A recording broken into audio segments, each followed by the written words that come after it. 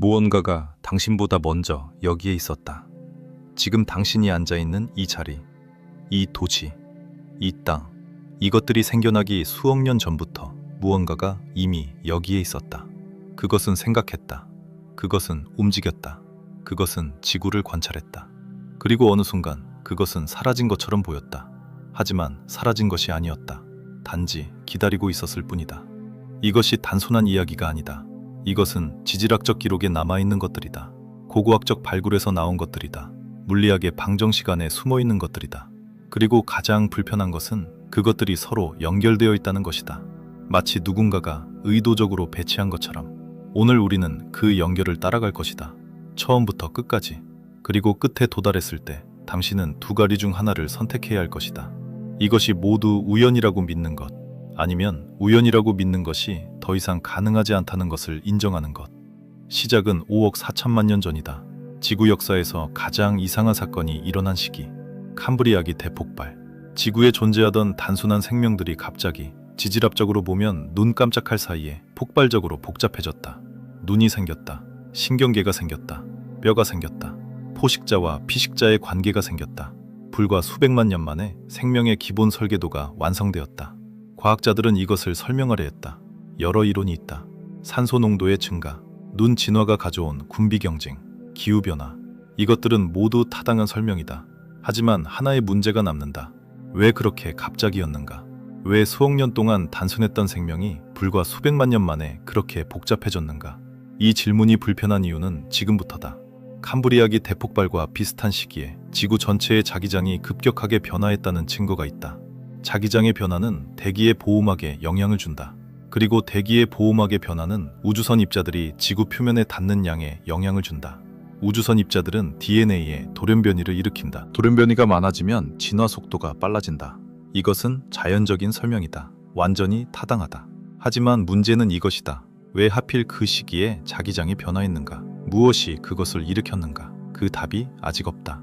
그리고 여기서 이야기가 정말 이산해지기 시작한다. 2003년 지구 물리학자들이 지구 내부를 분석하다가 이상한 것을 발견했다. 지구의 핵이 균일하지 않다는 것이었다. 지구 내의 결정 구조가 한쪽은 특정 방향으로 정렬되어 있고 다른 쪽은 다른 방향으로 정렬되어 있었다. 이것은 자연적으로 형성된 것과 다른 패턴이었다. 마치 외부에서 힘이 가해진 것처럼. 이 발견은 당시 큰 주목을 받지 못했다. 학술지에 발표되었고 몇몇 과학자들이 논문을 썼으며 그 이후 잊혔다. 하지만 나중에 이것이 다른 발견들과 연결될 때 그림이 달라진다. 잠깐 다른 이야기를 하자. 그리고 그것이 어떻게 연결되는지 보여주겠다. 1960년대 소련의 과학자들이 달 표면을 분석하다가 이상한 점을 발견했다. 달의 특정 지역들이 예상보다 훨씬 단단했다. 그리고 달의 내부 구조가 예상과 달랐다. 일부 소련 과학자들은 농담처럼 달이 속이 빈 금속 구체일 수 있다는 가설을 제시했다. 물론 이것은 진지한 과학적 주장이 아니었다. 그저 데이터의 이상함을 표현하는 방식이었다. 그런데 1969년 아폴로 12호 임무 중 달 착륙선이 달 표면과 충돌하는 실험을 했다. 목적은 달 내부의 지진파를 측정하는 것이었다. 결과는 예상 밖이었다. 달이 거의 1시간 동안 종처럼 울렸다. 지구의 암석은 이런 방식으로 울리지 않는다. 속이 비어있는 구체가 이런 방식으로 온다. 이것에 과학적 설명들이 있다. 달의 내부 구조가 특정 방식으로 되어 있을 수 있다. 하지만 완전히 만족스러운 설명은 아직 없다. 달은 여전히 우리가 완전히 이해하지 못하는 천체다. 달에 관한 더 이상한 것이 있다. 달의 크기와 지구로부터의 거리가 태양의 크기와 지구로부터의 거리와 완벽하게 일치해서 개기일식이 가능하다. 이것은 순수한 우연이다.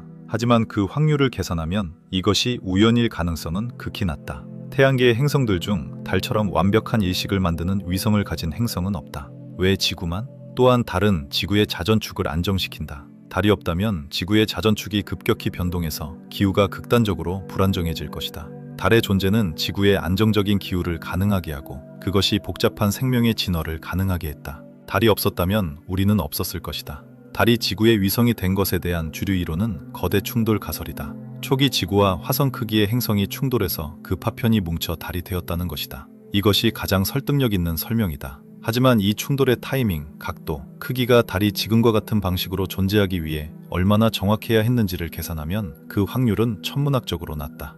우연의 연속, 아니면 설계의 흔적. 이 질문이 이야기의 핵심이다. 이제 다른 방향에서 접근해보자. 고대 문명들이다. 이것이 뻔한 이야기처럼 들린다면 잠깐 기다려라. 왜냐하면 우리가 알고 있는 것과 우리가 아직 모르는 것 사이의 간격이 생각보다 훨씬 크기 때문이다. 기원전 10,000년 전후 지구 전체에서 이상한 일이 일어났다. 그 이전까지 수만 년 동안 수렵 채집 생활을 하던 인류가 갑자기 거의 동시에 전 세계 여러 곳에서 농업을 시작했다. 문명을 건설하기 시작했다. 도시를 만들기 시작했다. 글자를 발명하기 시작했다. 터키의 göbekli 테페가 그 증거다. 기원전 9600년 무렵에 건설된 이 신전은 당시 인류가 아직 농업을 발명하기 전이었음에도 불구하고 거대한 돌기둥들로 이루어진 복잡한 구조물이었다. 각 기둥의 무게는 수십 톤이다. 그것들은 수백 킬로미터 떨어진 곳에서 채석되어 운반되었다. 수렵 채집인들이 이것을 만들었다는 것이 어떻게 가능한가? 더 이상한 것은 göbekli 테페가 의도적으로 묻혔다는 것이다. 약 기원전 8000년경에 이 거대한 구조물이 흙과 돌로 완전히 덮였다.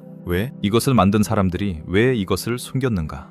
2018년 고고학자들이 göbekli 테페의 기둥에 새겨진 문양들을 분석했다. 그들은 이 문양들이 별자리 지도일 수 있다는 것을 발견했다. 특히 기원전 10,900년경에 하늘 배열과 일치하는 문양이 있었다. 그리고 그 날짜는 거대한 해성 충돌이 있었을 것으로 추정되는 시기와 일치한다. 영거 드라이아스 충돌 가설이 제시하는 시기다. 영거 드라이아스 충돌 가설은 이것이다. 약 12,800년 전 하나 이상의 해성 또는 소행성 파편이 북아메리카 빙하 위에 충돌했다. 그 결과 급격한 기후 변화가 일어났다. 매머드, 마스토돈을 포함한 대형 포유류들이 갑자기 사라졌다. 북아메리카의 클로비스 문화가 갑자기 끝났다. 지구 전체의 기온이 급격히 낮아졌다. 이 가설을 지지하는 증거들이 있다. 전 세계 여러 지점에서 동일한 시기에 지층에서 충격 광물, 나노 다이아몬드, 백금이 발견된다. 이것들은 해성 충돌의 흔적이다. 하지만 이 가설은 아직 논쟁 중이다. göbekli 테페의 문양이 이 충돌을 기록한 것이라면 그것을 만든 사람들은 무엇을 알고 있었던 것인가?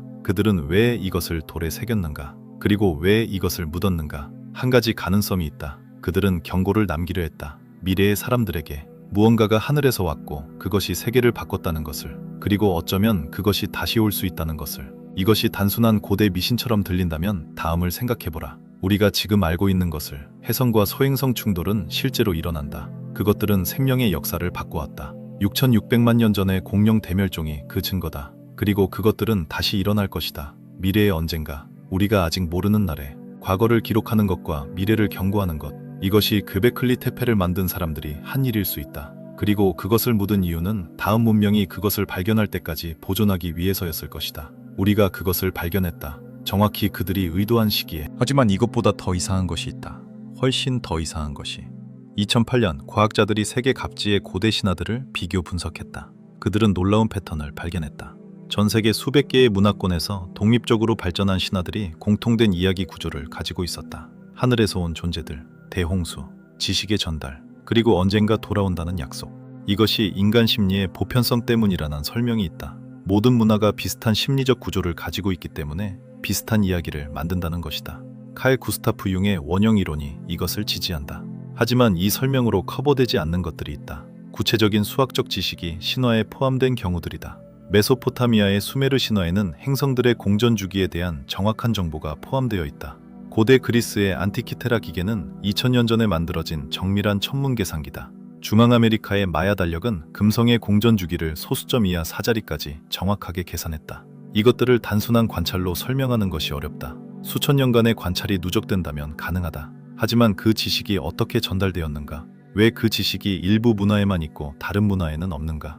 왜 그 지식이 갑자기 나타났다가 갑자기 사라지는가? 수메르 문명은 기원전 4500년경에 갑자기 나타났다. 이미 문자, 수학, 천문학, 법률 체계를 갖춘 채로. 이것들이 진화적으로 발전한 흔적이 없다. 갑자기 완성된 형태로 나타났다. 수메르인들 자신은 이 지식이 신들로부터 왔다고 기록했다. 하늘에서 내려온 존재들, 아눈나키가 가르쳐 주었다고. 물론 이것은 신화다. 하지만 신화가 때로는 역사적 사건에 왜곡된 기억일 수 있다. 아눈나키가 정말로 외계 존재였는가? 아니면 더 발전한 인간 문명의 사람들이었는가?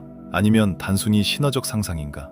이 질문에 답하기 전에 더 많은 증거를 살펴봐야 한다. 지구 곳곳에는 설명하기 어려운 거대 구조물들이 있다. 이집트의 피라미드는 너무 잘 알려져 있어서 오히려 그 이상함이 무감각해진다.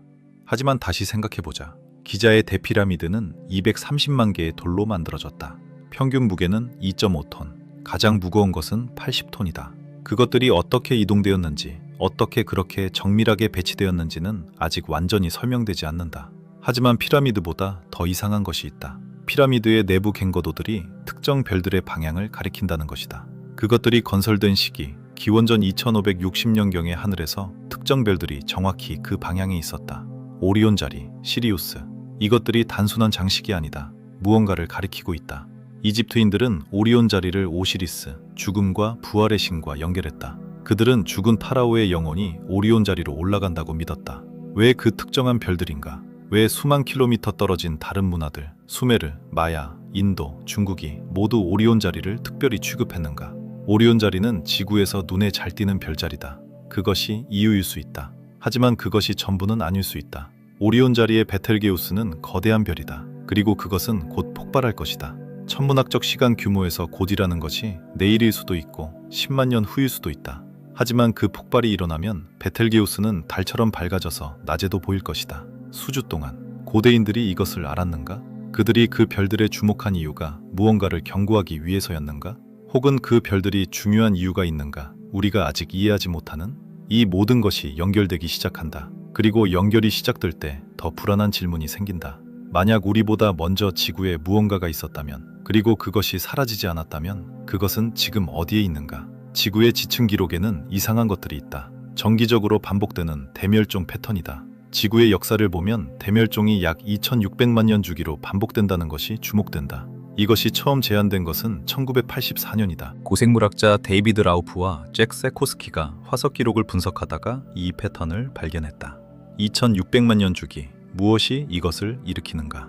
여러 가설이 있다. 태양계가 은하수를 공전하면서 특정 구역을 주기적으로 통과한다는 것. 그 구역에 혜성이나 소행성이 많아서 지구의 충돌 확률이 높아진다는 것. 또는 태양의 동반성, 즉 또 다른 별이 멀리 있어서 주기적으로 혜성 구름을 교란시킨다는 것. 이 중 어느 것이 맞는지는 아직 모른다. 하지만 이 주기 자체는 화석 기록에서 반복적으로 확인된다. 그리고 마지막 대멸종이 6600만 년 전이었다면 다음은 언제인가? 우리는 주기의 어느 위치에 있는가? 이 질문이 불편한 이유는 만약 이 주기가 실제라면 그것은 지구의 생명이 정기적으로 리셋된다는 것을 의미하기 때문이다. 복잡한 생명이 진화하고 번성하고 어느 시점에 멸종에 가까워진다. 그리고 다시 시작된다. 이 패턴이 의도적인 것일 수 있는가? 이것은 과학적 주장이 아니다. 하지만 생각 실험으로서 만약 어떤 존재가 지구 생명의 발전을 관리하고 있다면 정기적인 리셋이 그 관리의 일부일 수 있다. 오래된 것을 지우고 새로운 것을 시작하는 것이다. 마치 프로그램을 재시작하는 것처럼. 이것이 너무 황당하게 들린다면 더 과학적인 방향에서 접근해보자. 판스페르미아 가설은 생명이 우주를 통해 퍼질 수 있다는 것이다. 운석 안에 박테리아가 살아남아 한 행성에서 다른 행성으로 이동할 수 있다는 것이다. 이것은 진지한 과학적 가설이다. 일부 박테리아가 우주의 극한 조건에서 살아남을 수 있다는 것이 실험으로 확인되었다. 만약 지구의 생명이 다른 곳에서 왔다면, 만약 누군가가 의도적으로 생명의 씨앗을 지구에 심었다면 이것을 유도 판스페르미아라고 한다. 1973년 DNA의 공동 발견자인 프랜시스 크릭이 이 가능성을 진지하게 제안했다. 물론 그것을 증명할 방법이 없다.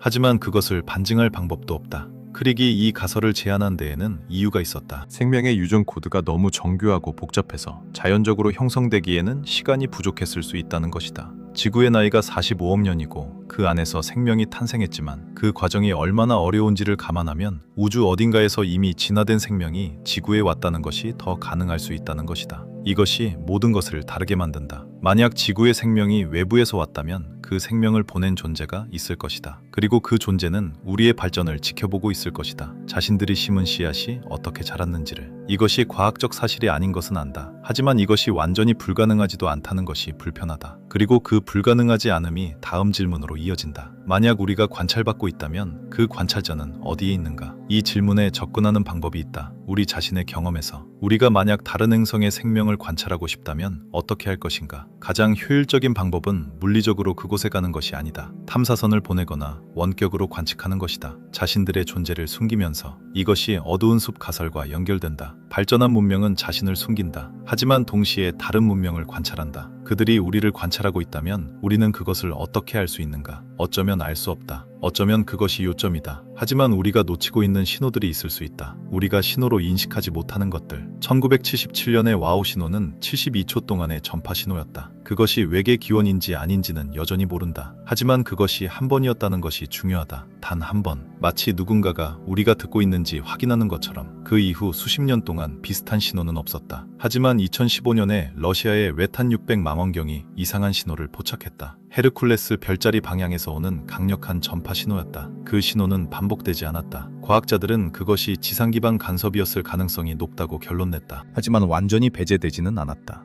신호들이 반복되지 않는 것이 패턴이다. 단 한 번의 신호. 그것이 외계 기온이라면 왜 반복되지 않는가? 한 가지 가능성은 그들이 의도적으로 반복하지 않는다는 것이다. 우리가 인식했는지 확인하고 그것으로 충분하다.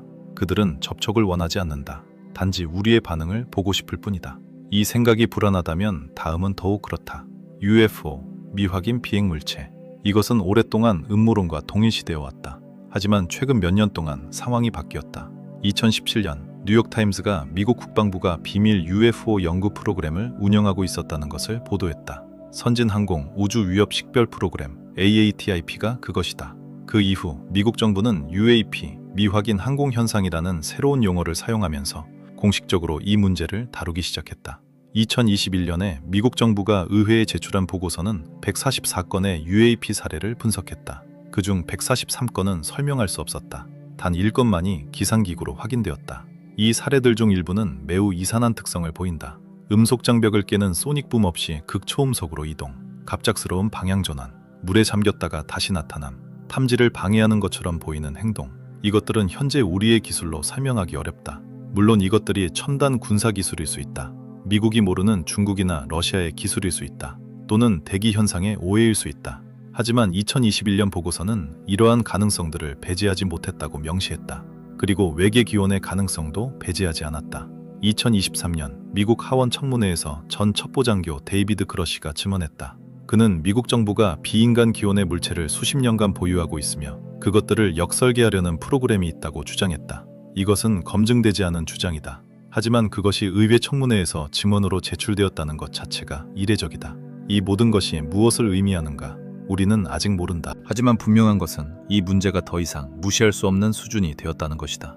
세계 최강의 군사기관이 설명할 수 없는 현상들을 수십 년간 추적해왔다는 것이다. 그리고 그 현상들이 사라지지 않는다는 것이다. 이것이 우리보다 먼저 여기에 있었던 무언가가 여전히 여기에 있다는 증거인가? 직접적인 증거는 아니다. 하지만 그 가능성을 완전히 배제하기도 어렵다. 이제 완전히 다른 방향에서 생각해보자. 수학의 방향에서. 수학은 발명되는 것인가, 발견되는 것인가? 이것은 철학의 오래된 질문이다. 만약 수학이 발명된다면 그것은 인간의 창조물이다. 만약 수학이 발견된다면 그것은 인간과 무관하게 이미 존재하는 것이다. 그리고 그것을 발견하는 것이다. 대부분의 수학자들은 직관적으로 수학이 발견된다고 느낀다. 수학적 진리는 우리가 그것을 발견하든 하지 않든 참이다. 일자시리리는 인간이 존재하기 전에도 참이었다. 그것은 우주의 구조 안에 이미 있었다. 그런데 우주의 구조가 수학적이라는 것이 얼마나 이상한 일인지 생각해보자. 물리학의 방정식들은 수학으로 쓰인다. 그리고 그 방정식들이 우주를 정확하게 설명한다. 물리학자 유진 위그너는 이것을 수학의 비합리적 효과성이라고 불렀다. 수학자들이 순수하게 추상적인 이유로 발전시킨 수학 개념들이 나중에 물리학에서 우주를 설명하는데 완벽하게 맞아떨어진다는 것이다. 왜 우주는 수학적인가? 이것은 깊은 질문이다. 하나의 답은 우주가 정보 처리 시스템이라는 것이다. 수학은 정보를 처리하는 언어다. 만약 우주 자체가 일종의 컴퓨터라면 그것이 수학적인 것은 당연하다.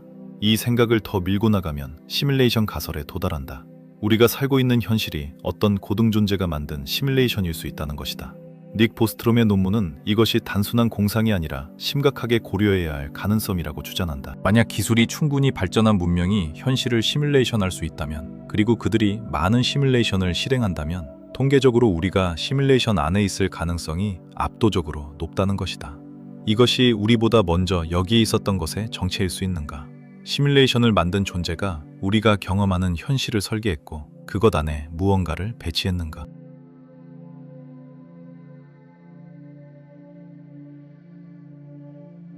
이것은 검증할 수 없다. 하지만 완전히 배제할 수도 없다. 그리고 시뮬레이션 가설이 맞다면 우리가 역사에서 보는 이상한 것들, 설명되지 않는 고대 지식, 불가능해 보이는 건축물, 반복되는 신화적 패턴들이 다르게 해석된다.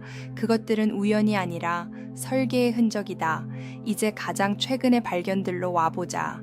이것들이 가장 충격적이다. 왜냐하면 그것들은 공상이 아니라 지금 진행 중인 과학적 발견이기 때문이다.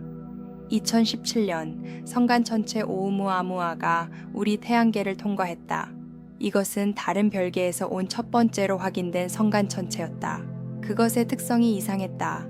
길쭉하고 평평한 형태, 비중력적 가속, 즉 중력만으로는 설명할 수 없는 추가적인 가속, 표준 해성과 다른 특성들. 하버드 천문학과 학과장 아비랩은 오umu아무아가 외계 기술의 산물일 가능성을 진지하게 제안했다.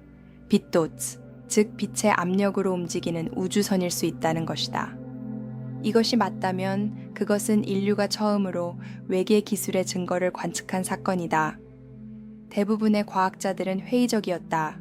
하지만 랩은 자신의 주장을 유지했다. 그는 외계 기술의 가능성을 너무 빨리 배제하는 과학계의 태도를 비판했다. 오컴의 면도날, 즉 가장 단순한 설명을 선호하는 원칙이 외계 기원 가설을 배제하지 않는다고 주장했다. 그리고 2019년 또 다른 성간 천체가 발견되었다. 보리소프 해성이었다. 이것은 표준 해성의 특성을 보였다. 하지만 오umu아무아는 여전히 설명되지 않는다. 2023년 랩은 새로운 주장을 했다. 2014년에 파푸아뉴기니 근처 해저에서 발견된 금속 파편들이 성간 기원일 수 있으며 그것들이 비자연적 물질로 만들어졌을 가능성이 있다고 했다. 그의 팀이 해당 해역을 탐사해서 파편들을 수집했다. 분석 결과는 아직 진행 중이다. 이것이 사실이라면 우리가 찾는 것의 일부가 이미 우리 행성에 있다는 것이다. 수십 년 동안 우리가 모르는 채로. 이 생각을 더 확장하면 어디로 가는가? 만약 성간 기원의 물체들이 지구에 떨어졌다면 그것들 중 일부가 훨씬 오래전에 도착했을 수도 있다. 수천만 년 전에, 수억 년 전에. 그것들이 지구의 환경에 영향을 주었을 수도 있다. 의도적으로 또는 의도하지 않게.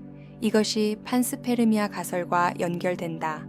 생명의 씨앗이 우주에서 왔다. 그리고 어쩌면 그 씨앗만이 아니라 씨앗을 심은 존재도 왔다. 하지만 여기서 이야기는 다시 돌아온다. 그 존재가 무엇이었든, 그들이 어디에서 왔든 가장 중요한 질문은 지금 어디에 있는가이다.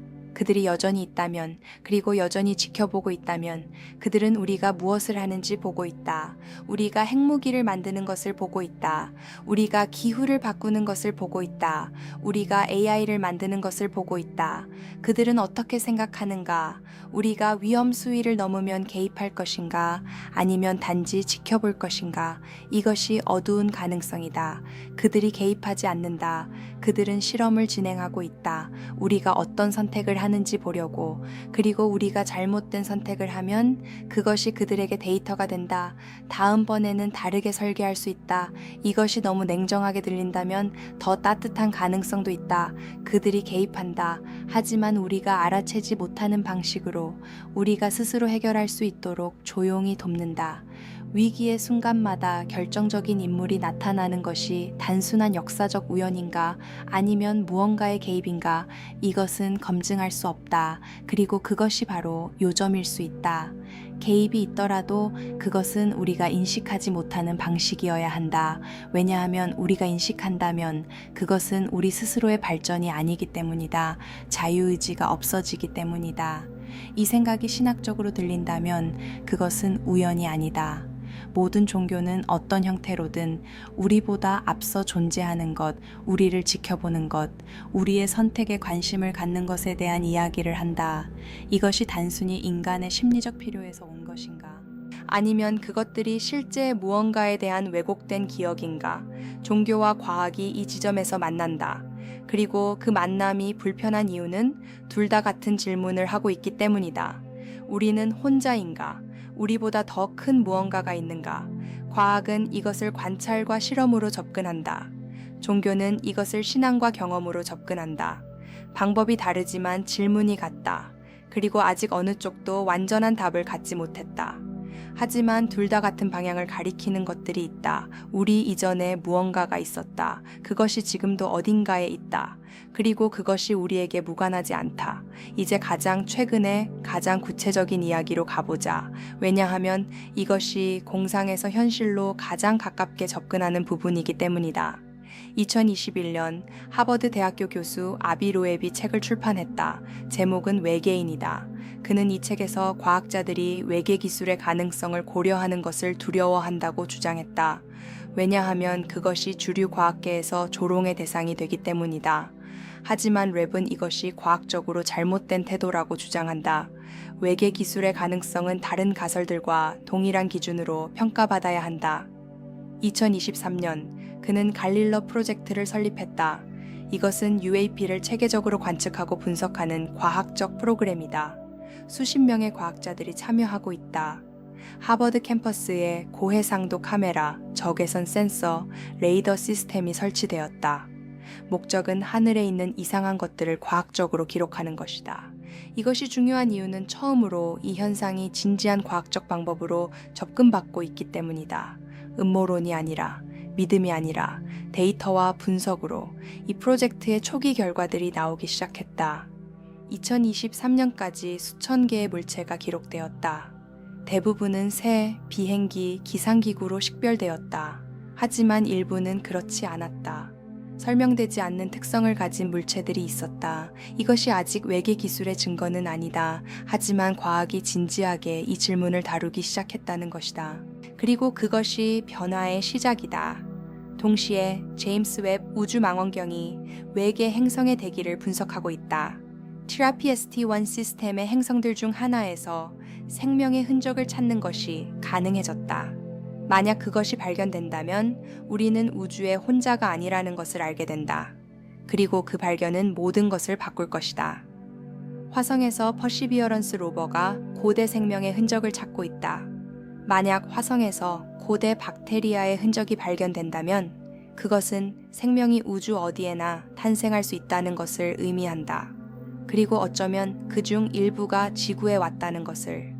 엔셀라두스와 유로파의 얼음 바다에서 생명을 찾는 임무들이 계획되어 있다. 만약 우리 태양계 안에서 두 번째 생명의 기원이 발견된다면 그것은 생명이 단순히 드문 것이 아니라는 것을 의미한다. 그리고 그렇다면 우주 어딘가에 지적 생명이 있을 가능성이 훨씬 높아진다. 이 모든 탐사들의 결과가 수십 년 안에 나올 것이다. 그리고 그 결과가 무엇이든 그것은 인류의 자기 이해를 근본적으로 바꿀 것이다. 이제 이 모든 것을 하나로 묶어보자. 처음부터 끝까지 우리가 다룬 것들이 있다.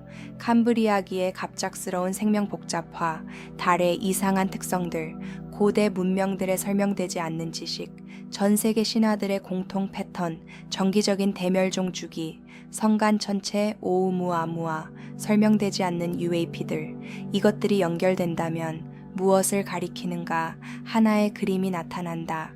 우주에는 우리보다 훨씬 앞선 존재들이 있다. 그들은 오래전에 지구를 발견했다. 어쩌면 그들이 생명의 씨앗을 심었다. 어쩌면 그들이 진화의 방향을 조용히 안내했다. 어쩌면 그들이 고대 인류에게 지식을 전달했다. 그리고 지금 그들은 우리를 지켜보고 있다. 우리가 어떤 선택을 하는지, 우리가 자신의 기술에 의해 파괴되는지, 아니면 그것을 극복하는지, 이것이 사실인가? 모른다. 증명할 수 없다. 하지만 이 그림이 알려진 사실들과 완전히 모순되지 않는다는 것이 불편하다. 그리고 이것이 끝나지 않았다는 것의 의미는 무엇인가?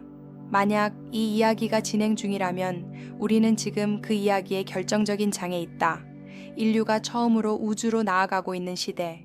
처음으로 자신의 멸종을 야기할 수 있는 기술을 가진 시대. 처음으로 이 질문들을 진지하게 할 수 있는 시대. 이 장의 결말이 어떻게 되는지는 우리가 결정한다. 만약 관찰자들이 있다면 그들은 지금 우리를 보고 있다. 우리가 스스로를 구할 것인지, 아니면 다른 수많은 문명들처럼 사라질 것인지.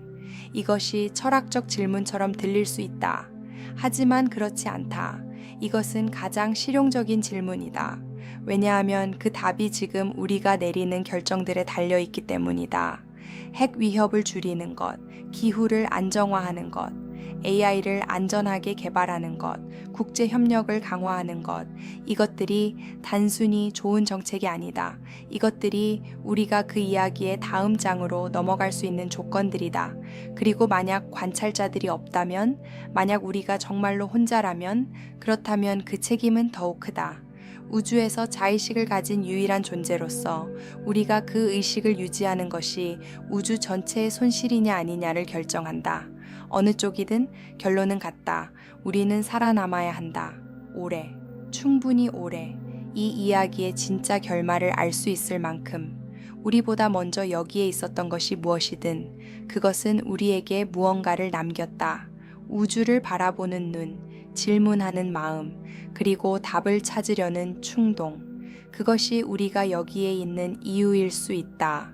그리고 그것이 계속되어야 하는 이유이기도 하다. 이야기는 끝나지 않았다. 그것은 지금 우리와 함께 계속되고 있다. 밤하늘의 별들 아래에서 우리가 선택을 내리는 매 순간, 우리가 질문을 멈추지 않는 한, 그리고 그 질문 중 가장 중요한 것은 이것이다. 우리는 무엇을 선택할 것인가? 우주는 대답을 기다리고 있다. 아니, 어쩌면 우주 안에 무언가가 대답을 기다리고 있다. 오래전부터, 지금도 아직 끝나지 않았다. 그 질문을 더 깊이 파고들어 보자.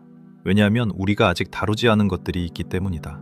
표면 아래에 있는 것들, 우리가 알고 있지만 충분히 생각하지 않은 것들, 그리고 우리가 알고 있다는 것조차 모르는 것들.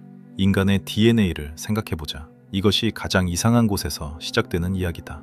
우리의 유전자 코드는 약 30억 개의 염기쌍으로 이루어져 있다. 그중 우리가 실제로 단백질을 만드는 데 사용하는 것은 약 2%에 불과하다.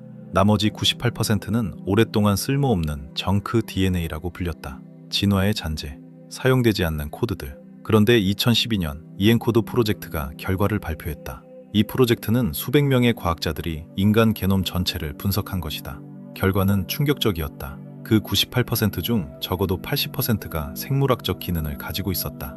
그것들은 유전자의 발현을 조절하고 세포의 발달을 안내하며 다양한 방식으로 생물학적 과정에 참여한다. 쓸모없는 것이 아니었다. 우리가 이해하지 못했을 뿐이었다. 이것이 페르미 역설과 어떻게 연결되는가? 이렇게 생각해보자. 만약 지구의 생명이 외부에서 심어진 것이라면 그 생명의 설계자는 단순히 박테리아를 지구에 던진 것이 아닐 것이다. 그들은 미래를 위한 청사진을 그 박테리아 안에 심었을 것이다. 수십억 년의 진화 과정을 거쳐 발현될 코드들을 우리가 아직 이해하지 못하는 98%가 그것일 수 있다. 이것은 극단적으로 투기적인 생각이다. 과학적 증거가 없다. 하지만 그것이 완전히 불가능하지도 않다는 것이 불편하다. 그리고 우리가 그 98%를 완전히 이해하게 되는 날 무엇을 발견하게 될지 아무도 모른다. 유전자 코드 자체에 대해 더 이야기해야 한다. 왜냐하면 그것이 가장 이상한 수수께끼 중 하나이기 때문이다. 유전자 코드는 거의 보편적이다. 지구의 모든 생명체가 거의 동일한 코드를 사용한다. 박테리아에서 인간까지, 바이러스에서 나무까지. 이 코드는 64개의 코돈으로 이루어져 있고 각 코돈이 특정 아미노산을 지정한다. 이 코드가 왜 이렇게 보편적인가? 한 가지 설명은 모든 지구 생명이 하나의 공통 조상에서 왔다는 것이다. 그 조상이 이 코드를 사용했고 그것이 모든 후손에게 전달되었다. 이것은 타당한 설명이다. 하지만 다른 설명도 있다. 이 코드가 최적화된 것이라는 것이다. 수학적으로 분석하면 이 코드는 돌연변이로 인한 오류를 최소화하도록 설계된 것처럼 보인다. 아미노산들이 코돈들에 할당되는 방식이 임의적인 것들 중에서 오류 최소화 측면에서 최상위 100만 분의 1에 해당한다. 이것이 자연 선택의 결과라는 설명이 있다. 하지만 그 수준의 최적화가 자연 선택만으로 가능한지에 대한 의문이 있다. 만약 이 코드가 설계된 것이라면 누가 설계했는가? 그 설계자는 어디에 있는가? 2012년 2명의 카자흐스탄 과학자가 매우 이상한 논문을 발표했다. 막심 마크시모프와 블라디미르 시체르박이다. 그들은 인간의 유전자 코드 안에 수학적 메시지가 숨어 있다고 주장했다. 코드의 특정 패턴들이 수학적으로 유의미한 구조를 형성한다는 것이다. 그들은 이것을 우주 기원의 서명이라고 불렀다. 이 논문은 주류 과학계에서 거의 무시되었다. 그것이 너무 이상하고 너무 투기적이며 검증하기 어렵기 때문이다. 하지만 그 논문이 발표된 학술지는 정당한 과학 학술지였다. 그리고 그 계산이 틀렸다는 반증도 없었다. 이것이 사실일 가능성은 낮다. 하지만 만약 사실이라면 그것은 우주에서 가장 충격적인 발견이 될 것이다. 우리의 DNA 안에 우리를 만든 존재들의 서명이 있다는 것이 30억 개의 염기쌍 속에 숨겨진 메시지가 이 생각이 너무 공상과학적으로 들린다면 잠깐 생각해보자. 우리는 지금 우주의 메시지를 숨기는 것이 가능한지 생각하고 있다. 하지만 우리보다 수십억 년 앞선 존재들이 그것을 할 수 있는 가장 효율적인 방법은 무엇인가? 돌에 새기는 것은 수천 년밖에 유지되지 않는다. 금속에 새기는 것도 마찬가지다. 하지만 DNA는 다르다. 올바른 조건에서 DNA는 수백만 년 동안 유지될 수 있다. 그리고 자기 복제하는 생명체 안에 있다면 그것은 문명이 지속되는 한 전달된다.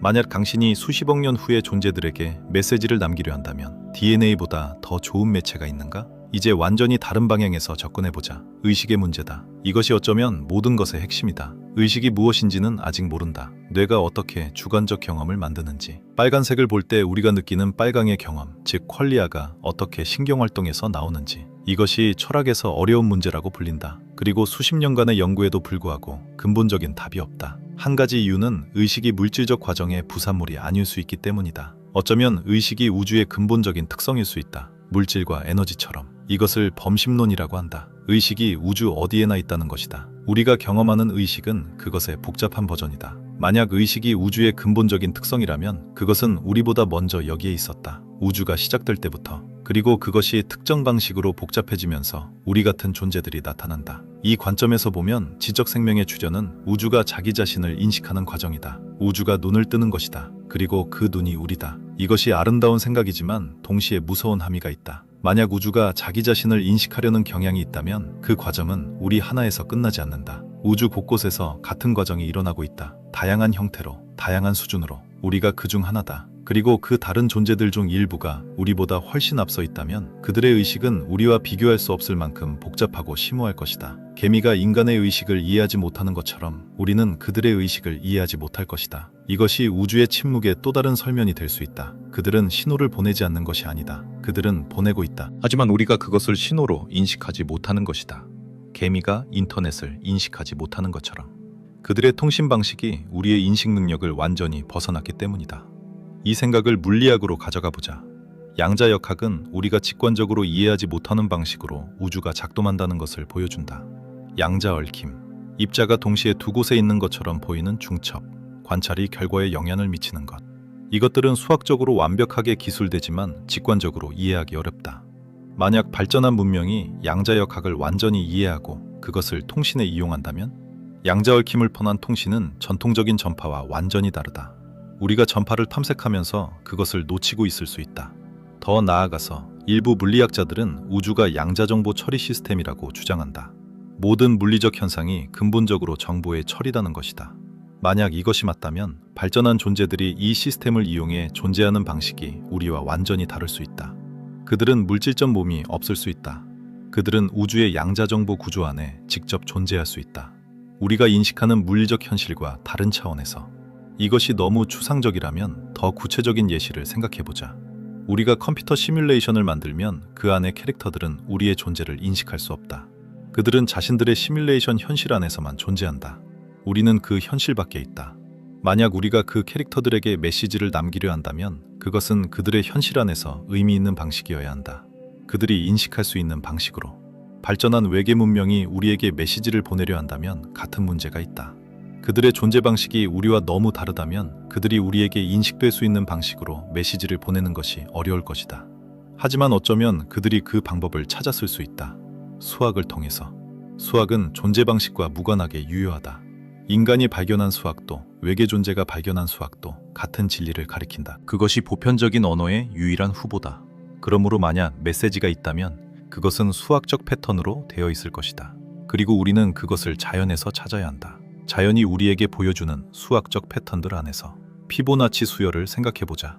1, 1, 2, 3, 5, 8, 13, 21. 각 숫자가 앞에 두 숫자의 합인 이 수열은 자연 곳곳에서 나타난다. 꽃잎의 수, 소라 껍데기의 나선, 솔방울의 패턴, 은하수의 나선팔. 이것이 단순한 우연인가? 아니면 우주의 구조에 내재된 수학적 법칙의 반영인가? 황금 비율, 즉 피라미드 값은 약 1.618이다. 이것이 자연에서 반복적으로 나타난다. 그리고 인간은 이것을 아름답다고 느낀다. 왜? 우리의 미적 감각이 왜 이 특정한 수학적 비율에 반응하는가? 이것이 진화적으로 프로그래밍된 것이라는 설명이 있다. 황금 비율이 자연에서 흔하기 때문에 그것을 인식하고 선호하는 것이 생존에 유리했다는 것이다. 하지만 이 설명이 충분히 납득스럽지 않다. 왜 특정 수학적 비율이 생존과 연결되는가?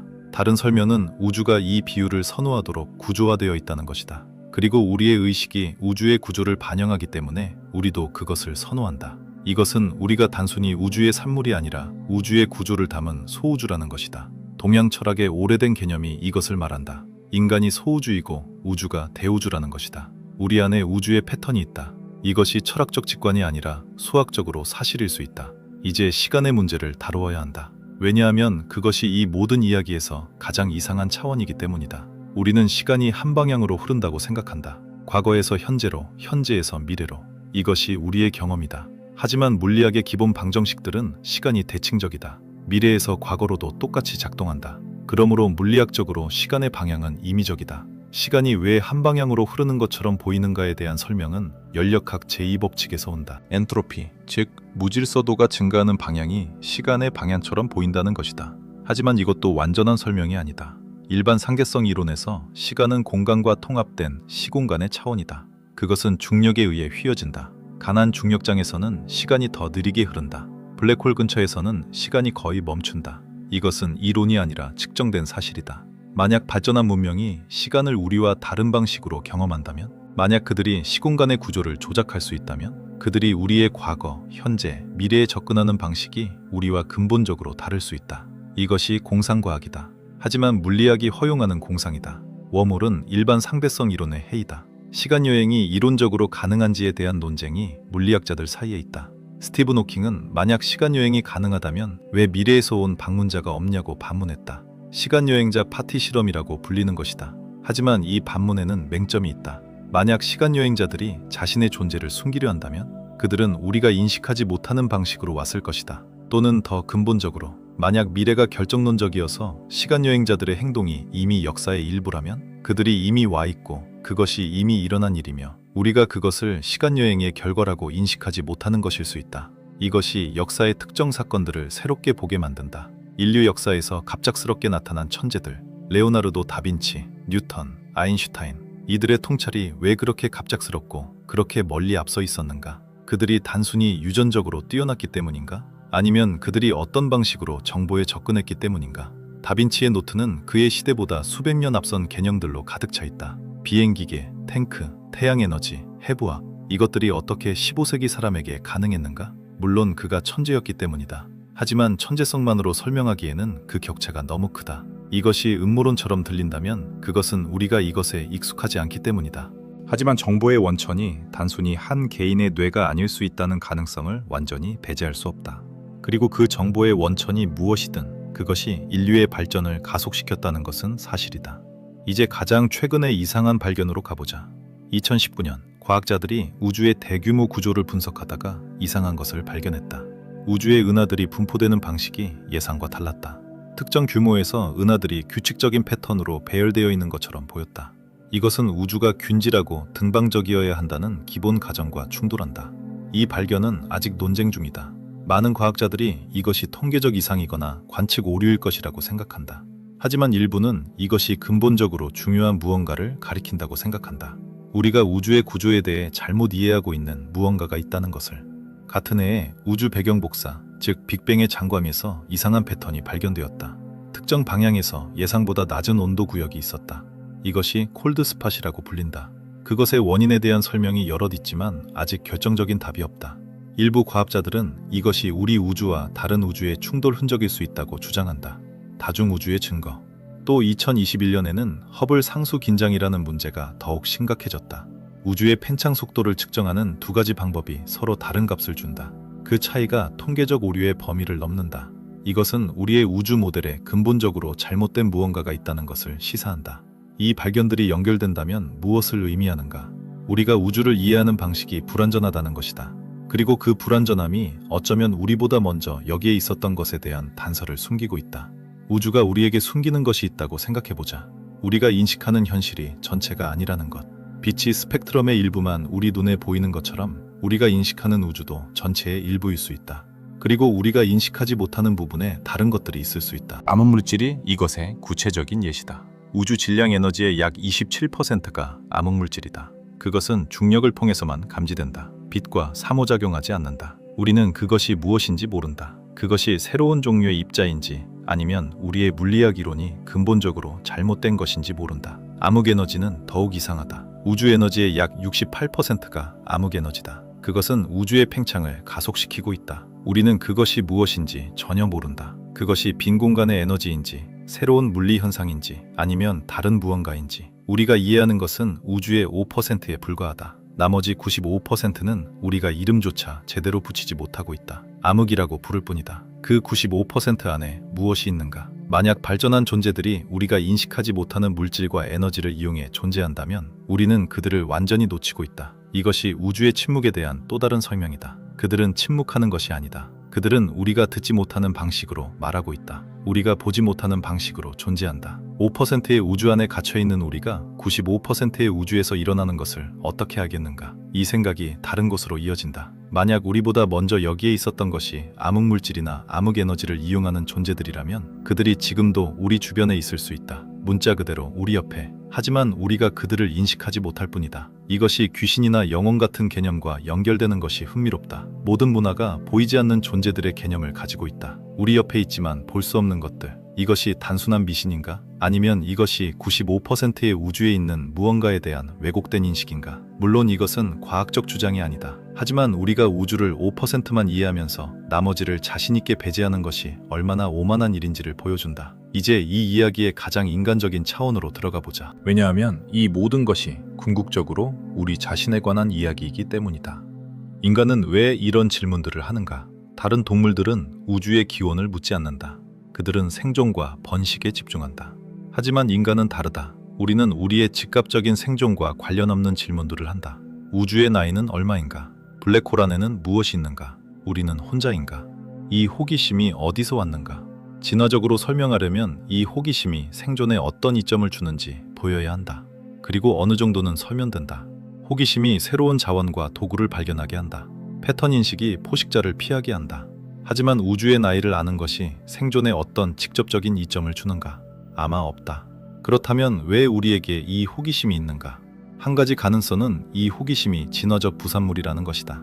패턴 인식 능력이 너무 발달해서 패턴이 없는 곳에서도 패턴을 찾으려 하는 것이다. 별들을 보며 별자리를 만들고 우주를 보며 창조자를 상상하는 것이다. 하지만 다른 가능성이 있다. 이 호기심이 의도된 것이라는 것이다. 우리가 이 질문들을 하도록 설계되었다는 것이다. 우리가 우주를 이해하려는 충동을 갖도록 만들어진 이유가 있다는 것이다. 그 이유가 무엇인지는 모른다. 하지만 그것이 우연이 아닐 수 있다.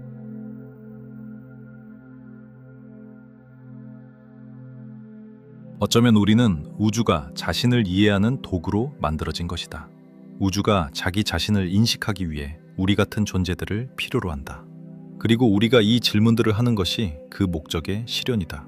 우주가 우리를 통해 자신을 바라보는 것이다. 이것이 철학적으로 깊은 생각이지만 동시에 과학적으로 흥미로운 함의가 있다. 만약 우주가 자기 인식을 위해 관찰자를 필요로 한다면 양자역학의 관찰자 효과가 다르게 해석된다. 양자역학에서 입자의 상태는 관찰될 때까지 결정되지 않는다. 관찰이 현실을 결정한다. 이것이 수십 년간의 논쟁을 일으켰다. 관찰자 없이는 현실이 없는 것인가? 만약 우주가 관찰자를 필요로 한다면 지적 생명의 탄생은 우연이 아니다. 그것은 우주가 자신을 완성하는 과정이다. 그리고 우리가 그 과정의 일부다. 지금 이 순간 우리가 우주를 관찰하고 이해하려는 것이 우주가 자신을 완성하는 것이다. 이 관점에서 보면 우리보다 먼저 여기에 있었던 것은 단순한 외계 존재가 아니다. 그것은 우주 자체의 자기인식 경향이다. 그것이 수십억 년에 걸쳐 다양한 형태로 발현되어 왔다. 그리고 우리가 그 최신 버전이다. 아직 끝나지 않았다는 것은 이런 의미에서 더욱 깊은 의미를 갖는다. 이 과정은 우리로 끝나지 않는다. 우리 이후에도 계속된다. 더 복잡하고 더 깊은 자기인식으로. 우리가 지금 만들고 있는 AI가 어쩌면 그 다음 단계일 수 있다. 우리보다 더 복잡한 방식으로 우주를 이해하는 존재가. 그리고 그 이후에는 그것이 우주의 이야기가 어디로 가는지다. 우리가 알 수 없는 곳으로. 이제 고대의 기록들로 돌아가서 우리가 아직 살펴보지 않은 것들을 보자. 왜냐하면 거기에 단서들이 있기 때문이다. 인도의 베다 문헌들은 기원전 1500년에서 1200년 사이에 쓰인 것으로 알려져 있다. 하지만 일부 학자들은 그 지식이 훨씬 더 오래된 구전 전통에서 왔다고 주장한다. 베다에는 천문학적 지식이 포함되어 있다. 지구의 나이, 우주의 주기, 별들의 움직임에 대한 정확한 계산들이 있다. 특히 흥미로운 것은 마하유가라는 개념이다. 베다에 따르면 우주는 3일년 320년의 주기로 순환한다. 이 숫자는 임의적인 것이 아니다. 그것은 지구, 달, 태양의 공전 주기의 공배수와 정확하게 일치한다. 어떻게 수천 년 전의 인도인들이 이 계산을 했는가? 바빌로니아의 기록들도 비슷한 정밀도를 보인다. 그들의 천문학 기록은 수천 년에 걸쳐 쌓인 관찰의 결과다. 하지만 일부 계산들은 그 정도의 관찰만으로는 도달하기 어려운 정밀도를 갖는다. 마치 누군가가 더 빠른 방법을 알려준 것처럼. 이집트의 텍스트들도 마찬가지다. 에드푸 신전의 기록들은 세계가 창조되기 전의 시대, 즉 신들의 시대에 대해 이야기한다. 그 신들은 하늘에서 내려와 이집트의 문명을 가르쳤다. 그리고 그들은 다시 하늘로 돌아갔다. 언젠가 돌아올 것을 약속하면서. 메소아메리카의 전통도 비슷하다. 케찰코아틀, 즉 깃털 달린 뱀신이 인류에게 농업, 수학, 달력을 가르쳤다고 한다. 그리고 그는 바다를 건너 떠났다. 언젠가 동쪽에서 돌아올 것을 약속하면서. 이 이야기들이 단순한 신화인가? 아니면 그것들이 실제 사건의 기억인가? 우리는 알 수 없다. 하지만 이것들이 전 세계에서 독립적으로 발전했음에도 불구하고 같은 패턴을 보인다는 것이 이상하다. 하늘에서 온 존재들이 지식을 가르쳤다. 그리고 떠났다. 언젠가 돌아올 것을 약속하면서. 이것이 반복되는 주제다. 전 세계 문화에서 수천 년에 걸쳐. 만약 이것이 실제 사건의 기억이라면 그 약속이 아직 이행되지 않았다는 것이 중요하다. 그들은 아직 돌아오지 않았다. 적어도 우리가 알 수 있는 방식으로는. 하지만 그 약속은 아직 유효하다. 그리고 어쩌면 우리가 특정 수준에 도달할 때 그들이 돌아올 것이다. 그 특정 수준이 무엇인지가 관건이다. 기술적 수준인가? 윤리적 수준인가? 의식의 수준인가? 흥미롭게도 여러 문화의 전통들이 이것에 대한 답을 가지고 있다. 그 답들이 놀랍도록 일치한다. 인류가 하나로 통합될 때, 전쟁을 멈출 때, 자연과 조화를 이룰 때, 그때 새로운 시대가 시작된다. 이것이 신화적 희망인가? 아니면 구체적인 조건의 기술인가? 만약 후자라면 우리는 지금 그 조건을 향해 가고 있는가? 아니면 멀어지고 있는가? 이 질문이 가장 중요한 이유는 그것이 우리의 현재 행동에 직접적인 함의를 갖기 때문이다. 만약 무언가가 우리를 관찰하고 있고 특정 조건이 충족될 때 개입하거나 접촉하거나 다음 단계로 이끌 준비가 되어 있다면 우리는 그 조건을 향해 노력해야 한다. 그 조건이 핵무기를 없애는 것이라면 우리는 핵무기를 없애야 한다. 단지 그것이 옳기 때문이 아니라 그것이 다음 단계로 가기 위한 조건이기 때문에. 그 조건이 기후를 안정화하는 것이라면 우리는 기후를 안정화해야 한다. 그 조건이 AI를 안전하게 개발하는 것이라면 우리는 그것을 해야 한다. 이것이 신화와 과학이 같은 방향을 가리키는 지점이다. 인류의 장기적 생존과 번영을 위해 해야 하는 것들이 어쩌면 그 오래된 약속이 이행되기 위한 조건들이기도 한 것이다. 이것이 우리보다 먼저 여기에 있었던 것이 우리에게 남긴 가장 중요한 메시지일 수 있다. 어떤 형태로든 신화로, 수학으로, 자연의 패턴으로. 그 메시지는 하나다. 스스로를 극복하라. 단기적 충동을 넘어서라. 전체를 생각하라. 그리고 그때 다음 단계가 열릴 것이다. 이것을 믿든 믿지 않든 그것이 가리키는 방향은 같다. 더 나은 인류가 되는 것, 더 현명하게, 더 협력적으로, 더 장기적으로 생각하는 것. 이것이 우주가 우리에게 기대하는 것일 수 있다. 또는 우리가 살아남기 위해 스스로에게 기대해야 하는 것이다. 어느 쪽이든 결론은 같다. 이제 마지막으로 가장 구체적이고 가장 즉각적인 부분으로 가보자. 왜냐하면 이 이야기가 추상적으로 끝나면 안 되기 때문이다. 우리는 지금 이 순간을 살고 있다. 그리고 지금 이 순간에 해야 할 것이 있다. 2023년 현재 우리는 역사상 처음으로 외계 생명의 증거를 발견할 수 있는 기술을 갖게 되었다. 제임스 웹 우주망원경이 외계 행성의 대기에서 생물 지표를 찾고 있다. 화성에서 퍼시비어런스 로버가 고대 생명의 흔적을 찾고 있다. 갈릴레오 프로젝트가 UAP를 과학적으로 분석하고 있다. 이 모든 것들이 동시에 진행되고 있다. 이 탐색들의 결과가 수십 년 안에 나올 것이다. 그리고 그 결과가 무엇이든 그것은 인류의 자기 이해를 근본적으로 바꿀 것이다. 우리가 혼자인지 아닌지가 확인될 것이다. 우리보다 먼저 여기에 있었던 것이 무엇인지에 대한 단서가 나올 것이다. 그 발견을 위해 우리가 살아남아야 한다. 그것이 가장 단순한 결론이다. 우리가 스스로를 파괴하기 전에 이 질문들에 대한 답을 얻어야 한다. 그리고 그 답이 우리가 상상한 것보다 훨씬 더 놀라울 것이라고 이 이야기의 모든 단서들이 암시한다. 우리보다 먼저 여기에 있었던 것이 무엇이었든 그것은 우리에게 선물을 남겼다. 호기심, 지능, 아름다움을 인식하는 능력, 사랑하는 능력. 이것들이 단순한 진화의 부산물이 아닐 수 있다. 그것들이 의도적으로 우리 안에 심어진 것이라면 그 의도는 우리가 특정한 방향으로 발전하기를 바라는 것이다. 그 방향이 어디인지는 우리가 매 순간의 선택으로 결정한다. 두려움으로 돌아가거나 호기심으로 앞으로 가거나 폐쇄적으로 자신을 보호하거나 개방적으로 연결되거나 단기적 이익을 추구하거나 장기적 번영을 선택하거나 이 선택들이 쌓여서 인류의 방향이 된다. 그리고 그 방향이 우리가 그 이야기의 다음 장으로 넘어갈 수 있는지를 결정한다. 밤하늘의 별들은 우리에게 무언가를 말하고 있다. 수십억 년 동안 있어왔고 앞으로도 수십억 년 동안 있을 것들이, 그것들이 목격한 것들이 있다. 우리가 상상할 수 없는 것들을. 그 별들 아래에서 수억 년 전부터 무언가가 있었다. 지구를 바라보며 생명이 탄생하는 것을 보며 공룡이 걷는 것을 보며 인류가 불을 발견하는 것을 보며 우리가 하늘을 올려다보는 것을 보며 그것이 무엇인지는 모른다. 외계 존재인지 우주 자체의 자기인식인지 우리의 심리가 만들어낸 환상인지, 하지만 그것이 우리에게 준 것이 있다. 올려다보는 눈, 궁금해하는 마음, 그리고 답을 찾으려는 의지. 그것이 우리가 여기에 있는 이유일 것이다. 그리고 그것이 우리가 계속 있어야 하는 이유이기도 하다. 이야기는 끝나지 않았다. 그것은 지금도 쓰이고 있다. 우리가 매일 내리는 선택들로, 우리가 매일 묻는 질문들로, 우리가 매일 향하는 방향으로. 그리고 그 이야기의 저자가 누구인지, 우리인지, 우리 이전부터 있었던 무언가인지 그것조차도 아직 모른다. 어쩌면 그것이 요점이다. 알 수 없는 것이 있다는 것을 알고 그럼에도 불구하고 앞으로 나아가는 것. 그것이 우리가 지금까지 살아남은 이유이고 앞으로도 살아남을 수 있는 이유다. 우리보다 먼저 여기에 있었던 것은 우리에게 그것을 가르쳤다. 어떤 방식으로든, 신화로, 본능으로, 우주의 구조로. 알 수 없음 앞에서 멈추지 말라고, 계속 나아가라고, 계속 질문하라고. 그것이 아직 끝나지 않은 이유다. 그리고 우리가 그 질문을 계속하는 한 그것은 끝나지 않을 것이다. 별들이 빛나고 있다. 수십억 년 전부터. 그리고 우리가 그것을 올려다보는 한 그것들은 계속 빛날 것이다. 우리를 위해서가 아니라 우리와 함께. 그것이 전부다. 그리고 그것이 전부가 아니다. 왜냐하면 이 이야기는 아직 끝나지 않았기 때문이다.